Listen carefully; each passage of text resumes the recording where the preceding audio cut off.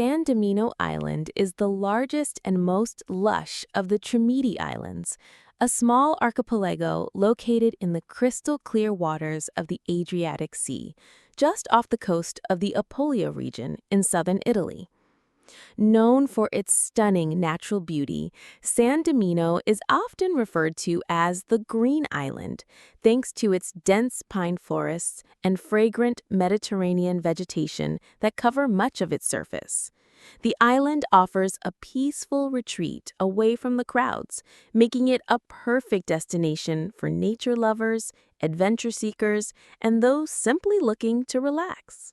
Unlike its sister island, San Nicola, which is rich in history and ancient architecture, San Domino is celebrated more for its landscapes and outdoor experiences. Visitors can explore its scenic hiking trails, relax on its sandy beaches like Cala delle Arene, or dive into the turquoise sea at Cala Matano, one of the island's most beautiful swimming spots. The underwater world around the island is a paradise for snorkelers and divers, filled with marine life and hidden grottos. Because of its small size and car-free environment, the island feels calm and unspoiled.